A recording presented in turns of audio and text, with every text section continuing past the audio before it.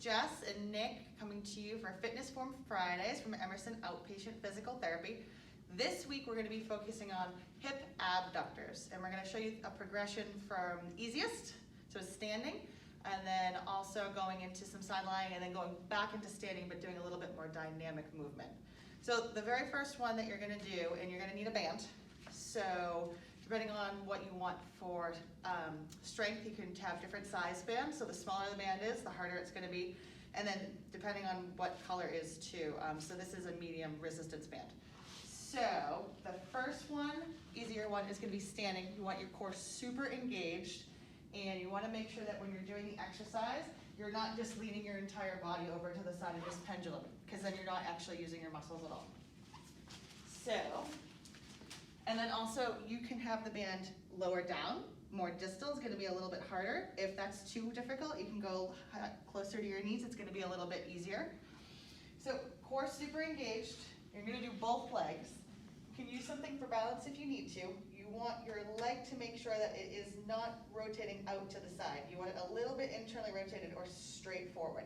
So core engaged, you're going to come out to the side, and you're going to come back in. Just coming out a little bit.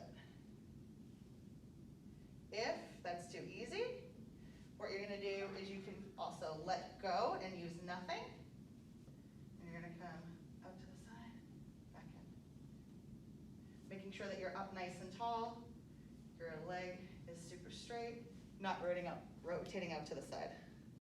All right guys, now we're going to go from standing to side lying, so now you have to go against gravity a little more. So similar idea, I want you to rotate the hip slightly in.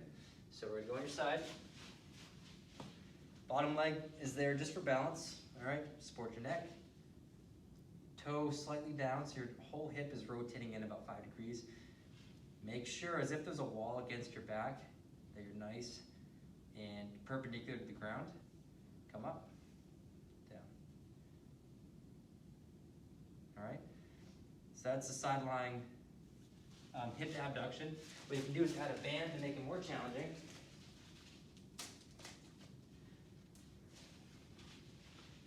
Here, so now your legs, both legs are straight here. Turn the hip in a little bit, come up, down. You don't have to go up too high, about 20 degrees off the ground. Really feel the burn right in here.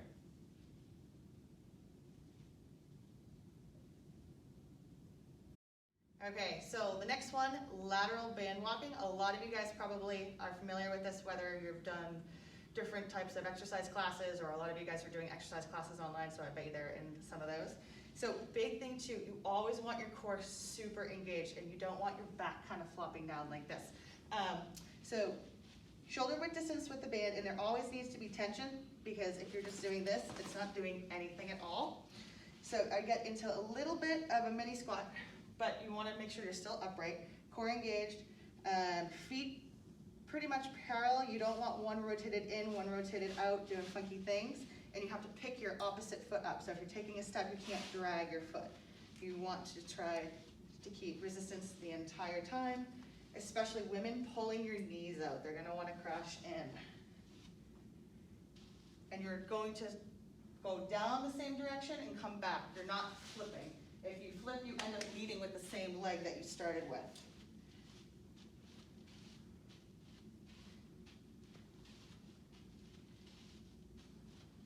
And also, try not to take a huge step out like that, because you're not actually using your hip anymore. You're just using your whole body to kind of get over it.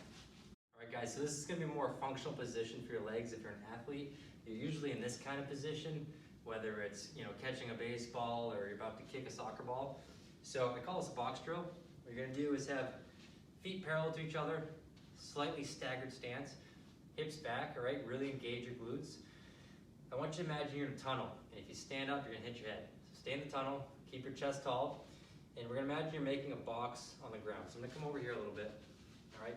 So you can go forward, maybe you'll do 3 steps, lateral, backwards, lateral. All right, switch feet. All right, so you can do the box in whatever direction you want, as long as you're moving in all 4 directions. All right, so you should feel that everywhere.